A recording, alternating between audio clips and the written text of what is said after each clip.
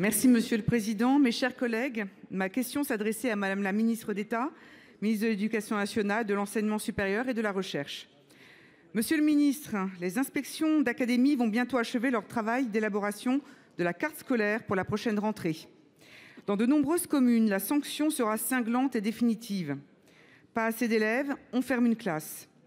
Alors que pour une réouverture, les quotas sont toujours très difficiles à atteindre.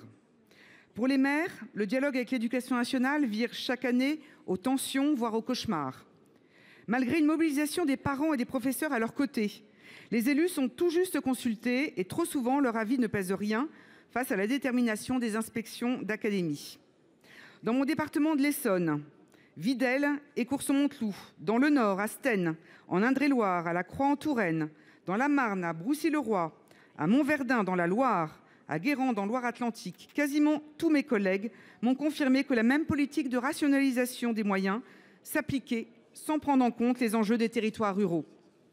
Peut-on réellement croire que la qualité de l'enseignement et des apprentissages pourra être maintenue à l'identique ? La charge qui pèse sur les enseignants à qui sont confiées des classes de 3, voire 4 niveaux, est trop forte.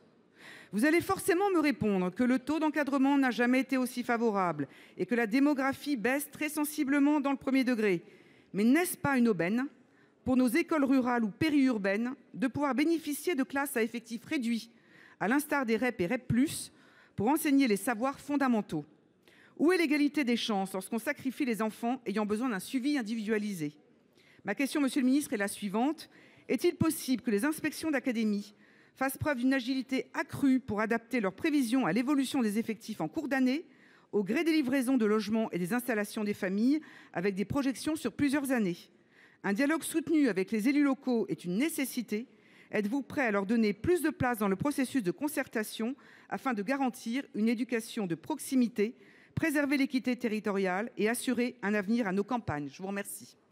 Bon, pour vous répondre, la parole est au ministre en charge de l'enseignement supérieur, Monsieur Philippe Baptiste. Vous avez la parole.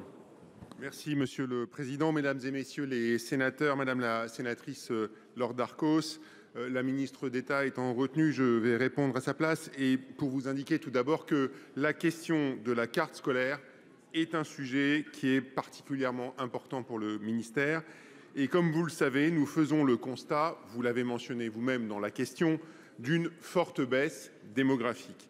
Pour rappeler les chiffres, lors de la rentrée 2025, ce sont près de 93 000 élèves en moins, dont 80 000 dans le premier degré. Le nombre moyen d'élèves par classe, comme vous l'avez vous-même aussi indiqué, atteindra le niveau historiquement faible de 21 élèves par classe en moyenne. S'agissant spécifiquement de l'Essonne et de votre département, Madame la sénatrice, malgré 380 élèves de moins attendus cette année, la dotation du département prévoit la création de 19 postes. Je vous confirme, Madame la sénatrice, que nous mettons bien cette question de la baisse démographique au service de la réussite de tous les élèves et de la réduction des inégalités sociales et territoriales.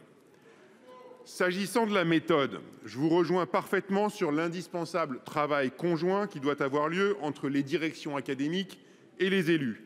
C'est tout le sens des observatoires des dynamiques rurales qui ont été mis en place par Elisabeth Borne quand elle était Première ministre et qui a lancé dans le cadre du plan de la ruralité ce dispositif et qui se sont déployés dans tous les départements cette année.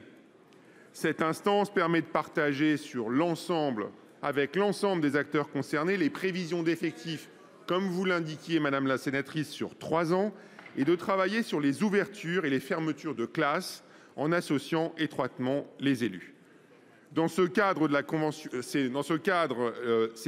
cadre que la convention de la ministre d'État a signé récemment avec l'AMF, et c'est le double engagement qu'elle a pris: inscrire l'évolution de la carte scolaire dans une démarche pluriannuelle et associer les élus. Je vous remercie.